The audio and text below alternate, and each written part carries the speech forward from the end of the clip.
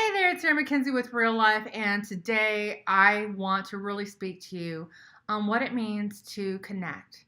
Because part of our whole belief is we need to engage and connect. First, engage with ourselves of who we truly are as we're resonating our truth, and then connect with others because every one of us has a greater purpose to help our fellow people out, especially in times of disaster and tragedy. As different events are happening, we all respond in that first moment of panic and grief as we see the tragedy that's happening on the news.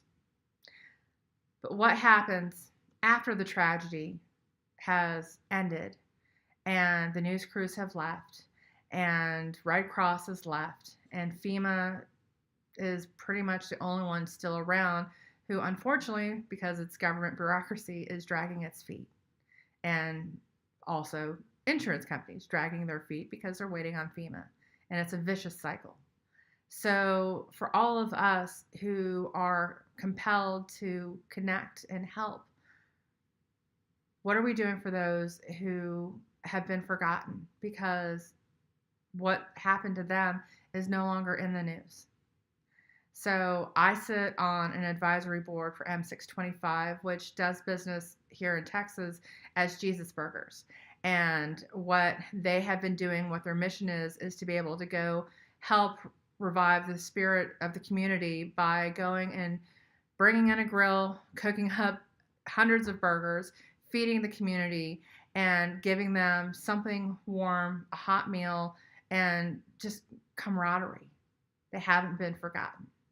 And along the way, they've managed to get others to come help do charity runs, bring down donations, help set up distribution points, and doing a lot of great work for the people who truly have been forgotten because the news crews have passed.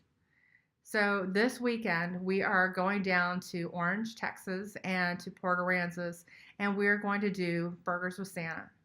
We are going to help feed the communities down there, bring gifts for the kids, and one of the biggest things that we've been getting requests from for the adults are things like crock pots and hot plates because some of these places still don't have electricity, they don't have safe running water, they don't have jobs anymore because the businesses that they used to work for or owned are gone. They're still ruined, they're still stuck in the standoff between FEMA and the insurance companies to help get them back on their feet. They are stuck in this place where there is no assurance of if I flip the switch on, the lights will come on. There is no assurance of if I drink the water out of this faucet that I won't get sick. In fact, probably they will get sick. Their vehicles were flooded from the sea swelling and all the damage that had happened from the hurricane flooding. There is so much that they still haven't been able to rebuild. And this is going on, 4 months later. So the fortunate thing is some people have had very generous hearts. One family had bought themselves a new minivan, and instead of trading their old one in, they donated it to us so we can now gift it to a family in need. What can you do? I'm not asking you to give us your cars, even though that would be awesome. If you have an extra one to donate, we would definitely love to take that. But do you have an extra $20, $25, $100 to share and pass on a blessing to some of these families who are still struggling to meet basic needs? There's some of them are still living in hotel rooms with a couple of teenagers, and I can tell you, I have a couple of teenagers.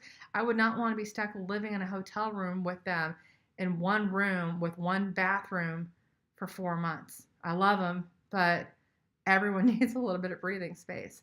And these families are stuck. They're not able to move on. They're not able to move forward. And we need to help. There's tragedy going on. There's an outpouring for everyone. And we want to be able to reach as many as we can.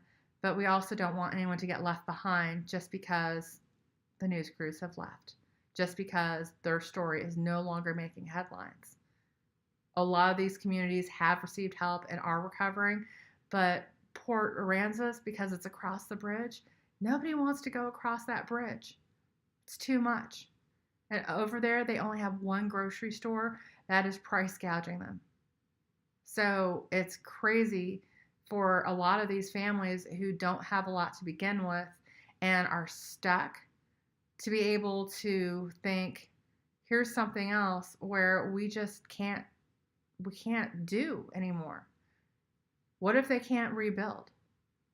They're going to have to pick up and leave their community, and this whole community is going to go by the wayside because nobody is helping them stay and maintain their little hometown.